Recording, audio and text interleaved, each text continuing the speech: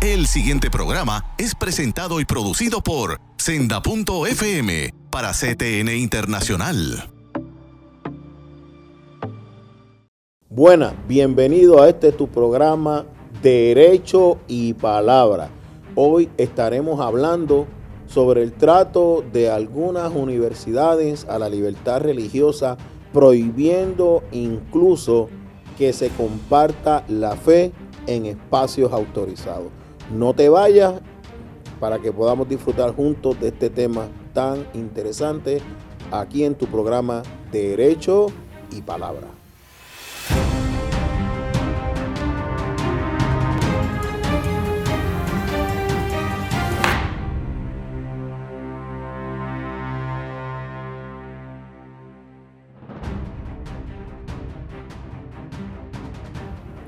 Bienvenido, aquí estamos en la primera sección de tu programa Derecho y Palabra.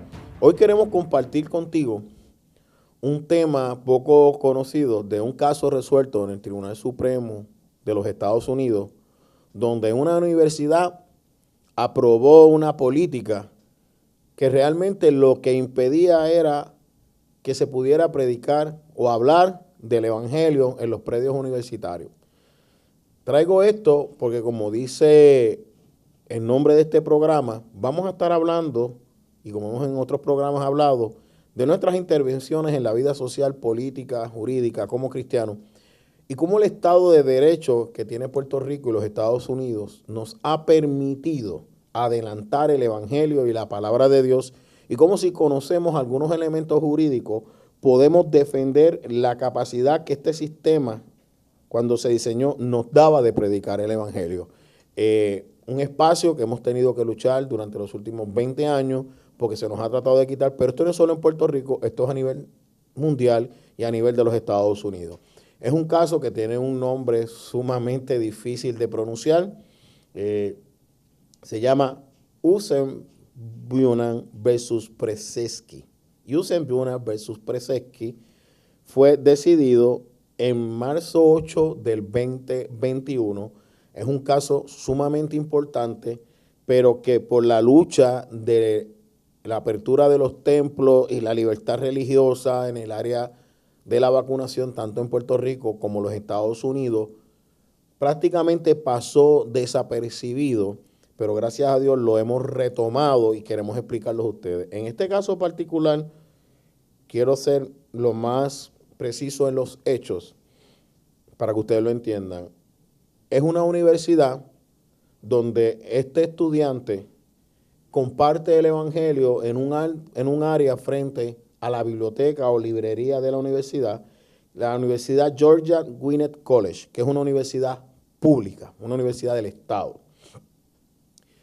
No está bloqueando entradas, no impide el paso a nadie, habla a aquellos que voluntariamente quieran hablar con él, reparte tratados a aquellos que se lo quieran recibir, y él establece que por motivos de su fe religiosa, él está compelido, él necesita, para ser fiel a su fe religiosa, compartir el evangelio de salvación de Jesucristo a toda criatura. Él usa el campus universitario para hacer esto. Estando en un área donde hay otras personas que se discuten para reunir las clases, discutir proyectos, discutir exámenes, estudiantes que cantan con sistemas de altavoces de alto volumen, personas que se reúnen libremente a hablar, solamente a él se le hace un acercamiento y se le dice que él no puede estar llevando ese mensaje allí y que solamente puede hacerlo en las áreas designadas. Él no conoce eso, pide que lo orienten y lo llevan a la oficina. Esto lo hace un guardia de la universidad. Allí le explican que existe un área designada de 0.0025% de espacio de la totalidad de la universidad, que es un área donde él puede hablar libremente ese tema y es en unos horarios específicos, con límite de tiempo. Él decide aceptar y el día que se le asigna el espacio, él va y lo hace, y otro guardia universitario lo detiene y le dice que él no puede hacer eso en ese lugar. y se lo prohíben, y esto se alega que es una política de la universidad. Hay otro estudiante que también demanda que al ver lo que pasa con él decide no hacerlo. Yo, ¿verdad? Comento, yo hubiera retado la política, él la sigue. No obstante, los abogados intervienen, mandan una carta a la universidad, pasa más de un año y la universidad no hace absolutamente nada y no permite que él evangelice. Y en ese contexto se radica una demanda en el Tribunal de Distrito Federal de Georgia, donde la primera defensa de la universidad, y quiero que escuchen esto, es que varios estudiantes se han querellado de lo que él dice porque son palabras ofensivas, son palabras violentas, son palabras que discriminan, y que ese mensaje del evangelio que él está llevando, el contenido de su mensaje puede provocar violencia. O sea, estamos hablando de una universidad que no solo cierra los espacios públicos, sino que designa un espacio público y cuando él lo utiliza, no se lo permiten, y cuando los abogados hacen el análisis que lo presentan al tribunal, es bien sencillo. El espacio es como el pedazo de una página en un campo de fútbol. Eso no es impugnado en el tribunal, o sea que es un espacio bien pequeño. Los abogados llevan el caso al tribunal. Allí ellos dicen lo que le estaba explicando del contenido de la comunicación y en medio del litigio, la universidad deja sin efecto su política pública de controlar las expresiones dentro del campus. Cuando sucede eso, ellos dicen que el caso no puede proseguir por una doctrina de derecho, que ahorita trataré de explicárselo en la próxima segmento brevemente, y que el caso no debe prosperar. El tribunal entiende que es así y el caso pasa al tribunal de circuito. El tribunal de circuito lo sostiene, que el caso ya no puede seguir vivo porque ya no existe la política, y el caso llega al Tribunal Supremo de los Estados Unidos mediante un recurso de cerciorari. Un recurso de cerciorari es discrecional. El Tribunal Supremo de los Estados Unidos no está obligado a verlo, pero en este caso particular los abogados llevaron un buen caso porque plantean que ante la presencia de daños nominales, o sea, que es un daño pequeño, ellos tienen, el caso tiene que seguir vivo y que hay 3 tribunales de circuito, el sexto, el quinto y otro que en este momento no recuerdo, que habían resuelto que un caso con daños nominales se mantenía vivo. El tribunal, que entonces al circuito número 11 decir que el caso se tiene que desestimar porque no es justiciable, no puede estar vivo, el Tribunal Supremo interviene porque tienes 4 tribunales de circuito decidiendo de manera diferente. Y así el caso entra. Pero quiero que estés bien claro los hechos. Él lo único que hacía era compartir el evangelio en un lenguaje de comunicación, de diálogo, tono de voz normal. Aquellos que no querían recibirlo, no lo recibían, pero algunos decían que eso era un lenguaje ofensivo, que incitaba a la violencia, que era discriminatorio, que por tanto tenían que prohibirlo, y la universidad mediante su política lo prohibía. Nosotros tuvimos una situación similar en varias universidades en Puerto Rico, que hubo que intervenir, donde también querían regular el área donde se predicara o donde se compartiera el evangelio. Una de ellas fue la Universidad de Puerto Rico, recinto de Río Piedra, y ahora tenemos otras situaciones que se van a ir atendiendo donde ya dentro de los sistemas universitarios hay algunos que tienen esta política. Lo interesante del caso es que todos los tribunales, el de instancia, que es el primero, circuito, que es el apelativo, y el Tribunal Supremo, en todos y cada uno de los tribunales se validó y se reconoció por los tribunales que dicha política era inconstitucional, que violentaba la primera enmienda de la Constitución y que por virtud de la enmienda 14 la Constitución Federal aplicaba a esa universidad del Estado que era pública, que por ende hubo efectivamente una violación de la libertad de expresión religiosa de estos jóvenes y que el asunto era que como la política pública ya no existía, el caso no era justiciable, o sea, no se justificaba que el tribunal siguiera porque no había una controversia real. Pero entonces el abogado, muy brillantemente, de los estudiantes dicen, yo reclamé daños nominales. Eso significa, yo estoy reclamando una cantidad nominal porque no importa la cantidad de dinero que me den, el daño ya está hecho. Y eso se distingue de lo que llamamos daños monetarios, por daños y perjuicios, que es una cantidad de dinero que se te entrega, pero que no necesariamente remedia el daño, pero por lo menos una medida paliativa, una medida remediativa del daño que tú sufriste. ¿Por qué? Porque esto era un interdicto y para prevalecer tenía que haber daño.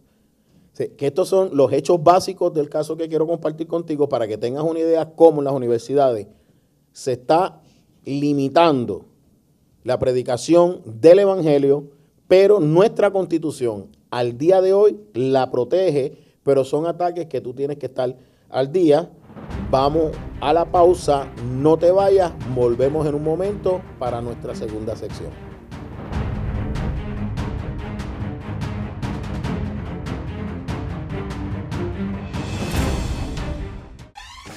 La mayor selección de música cristiana.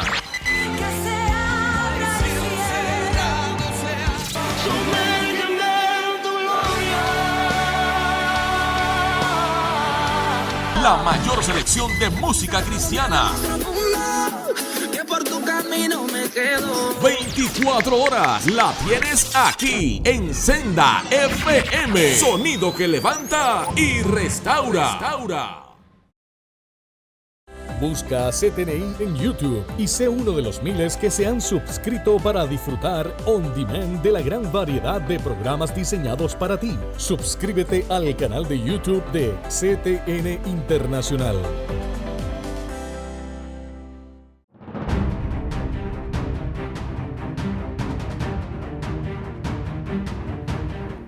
Bienvenidos, continuamos en este tu programa Derecho y Palabra, la segunda sección.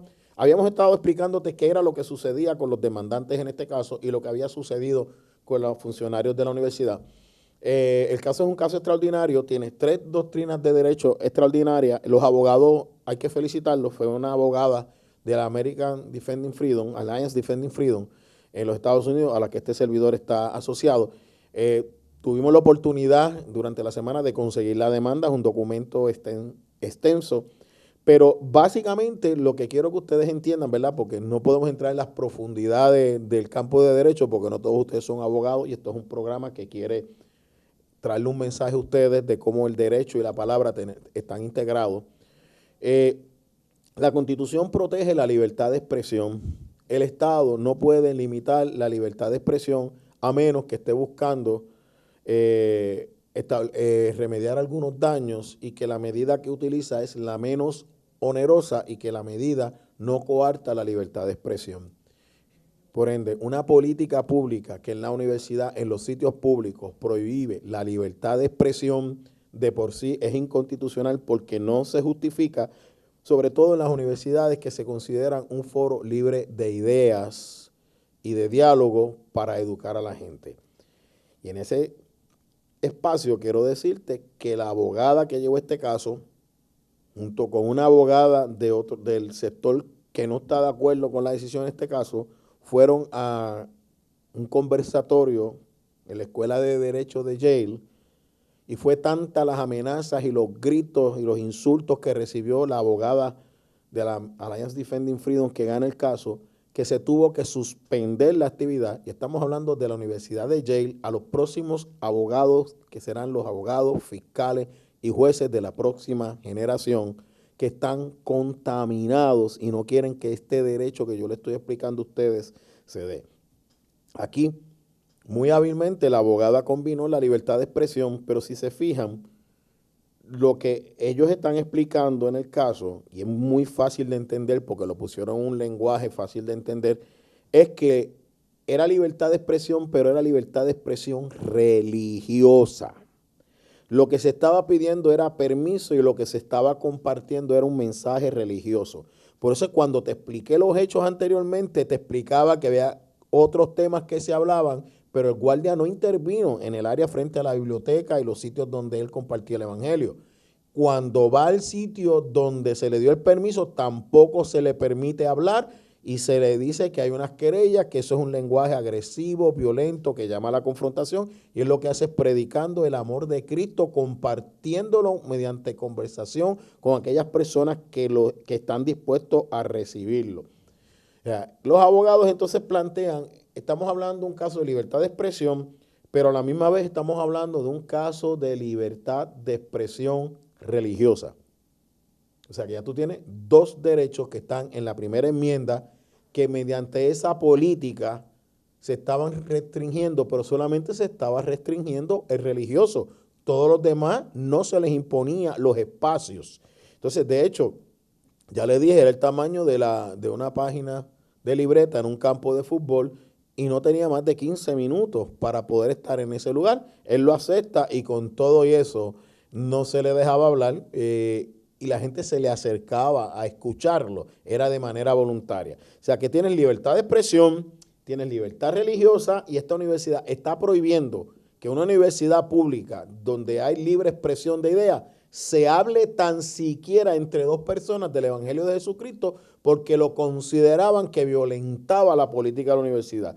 Y entonces el otro elemento que muy hábilmente traen los abogados es que el Estado no se puede meter en el contenido de lo que tú dices y no te puede decir qué tú puedes decir y qué tú no puedes decir. Es content-based speech. El contenido del lenguaje, el Estado está impedido, a menos que muestre que tiene un interés apremiante, o sea, que quiere establecer una política para evitar un problema, que es el método menos oneroso y que no tiene otras alternativas para solucionarlo. O sea, que lo que estaba haciendo la universidad era no dejándolo hablar, pero no lo dejaba hablar porque era un mensaje cristiano y a la misma vez la universidad estaba diciendo ese mensaje cristiano no es tolerable porque es un lenguaje ofensivo y agresivo y violento.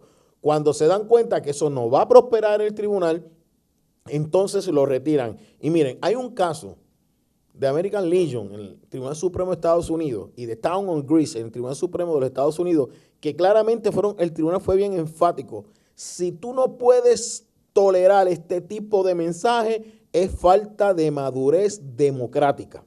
Es la tendencia que estamos viendo que tenemos que hacerle frente de que si no me gusta tu mensaje, guarda silencio.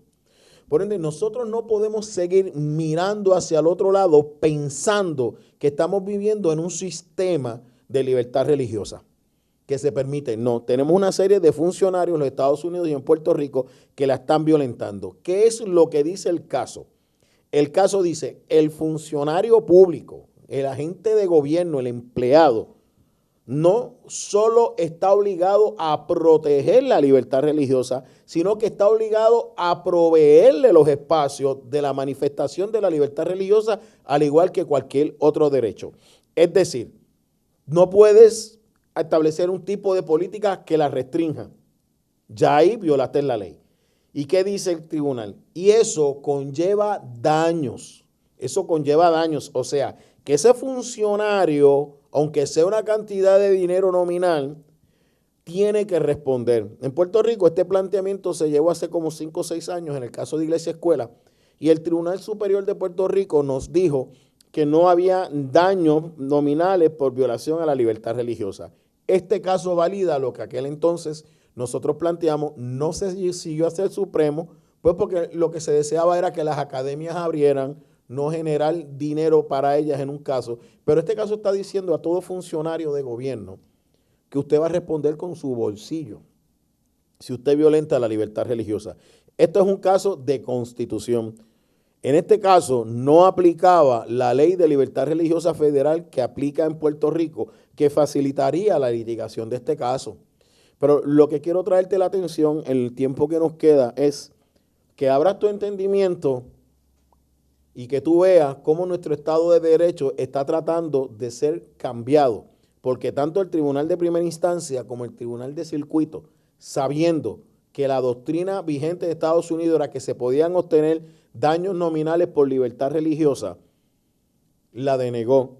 Como un tribunal de circuito lo deniega habiendo 3 o 4 tribunales de circuito que ya lo habían dicho y que el Tribunal Supremo de Estados Unidos dijo, esta es una doctrina de derecho que lleva más de 100 años establecida.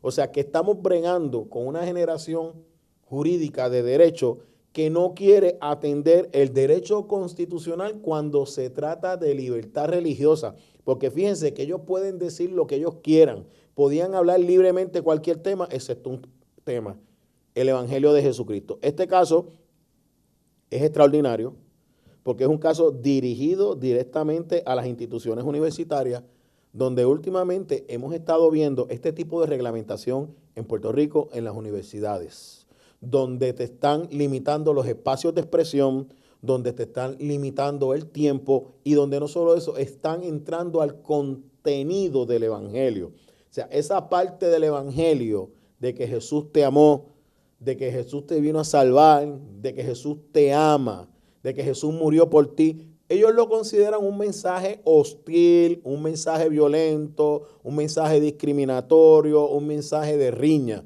El tribunal le dice, tú no puedes entrar en ese contenido. Y lo interesante de esto es que esto fue una decisión 8-1. Y la disidente del presidente George Roberts no tiene que ver nada con el contenido. Él no cuestiona que hubo una violación a la libertad religiosa. Todos los tribunales reconocieron que esa política era contraria a la libertad religiosa. Él entra a lo procesal y a hacer un análisis de lo que se conoce como daños nominales.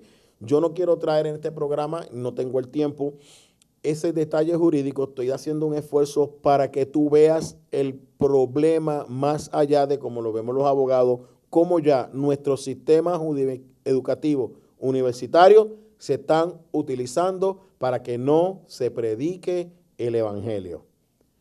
No te vayas, continuaremos en nuestra próxima sesión con el cierre de este tema.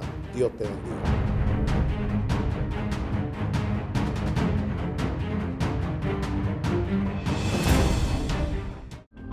Para evitar la propagación y el contagio del COVID-19, debemos seguir los protocolos establecidos. Debemos continuar lavándonos las manos con agua y jabón durante 20 segundos. Usar hand sanitizer. Utilizar mascarillas. Guardar por lo menos 6 pies de distancia entre personas. Sanitizar superficies regularmente, además de los zapatos y accesorios. Hazlo por tu bien y el de tu familia. La mayor selección de música cristiana.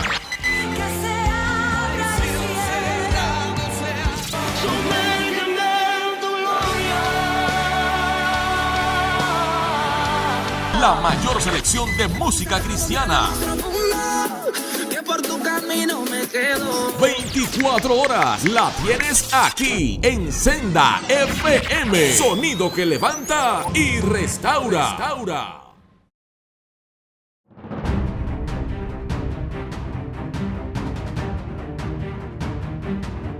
Es importante que lo que lleva a este joven a este proceso legal que empezó en el 2016, termina en el 2021, cuando el caso se resuelve, ya él se graduó, ya al dejar sin efecto la política, él pudo predicar el evangelio, fue que fue valiente y se enfrentó y dijo y no permitió que las puertas del infierno prevalecieran contra el evangelio, contra la iglesia. Él entendía que como parte de su fe era esencial e indispensable predicar el evangelio de salvación de Jesucristo a toda criatura. Id y predicad el evangelio a toda criatura, id y haced discípulos a todas partes. Para él era esencial, era parte de su vida. La pregunta es, para ti, para mí, ¿es eso esencial? ¿Es importante para nosotros predicar ese evangelio? La contestación es sí. O sea, que en cada lugar, en cada foro que tú estés de gobierno, tienes que entender que tienes libertad de expresión religiosa y que no se pueden meter en el contenido. Ahora, tú no obligues a nadie, tú no bloquees a nadie, no lo hagas a la mala, pero tienes que aprender a defenderte. Quiero cerrar con este testimonio de la pastora Wanda Rolón, cuando en el municipio de San Juan se prohibió predicar el evangelio en ciertas áreas. Esta iglesia salió, se paró en la placita de San Juan a predicar el evangelio y fuimos varios abogados. Esa noche hubo un supuesto escape de gas y se nos pidió que nos fuéramos del área. Luego de orar entendimos que no, que nos íbamos a quedar, que íbamos a cantar, que íbamos a orar. Tan pronto se tomó esa decisión, a los 5 minutos ya el escape de gas estaba resuelto. Yo estaba sentado en esa placita como abogado esperando a ver si la policía intervenía y teníamos otro abogado listo para esperarnos en el tribunal si nos radicaban cargos. Luego de esa acción de esta iglesia, Senda Antigua no se volvió a prohibir en San Juan a nadie que predicara el evangelio. Así que recuerda, el reino de los cielos lo arrebatan los valientes y el Estado de Derecho nos favorece. Ora, levántate, sé valiente y predica este evangelio también en tu carácter individual. Dios te bendiga y nos vemos en el próximo programa. El pasado programa fue presentado y producido por Senda.fm para CTN Internacional.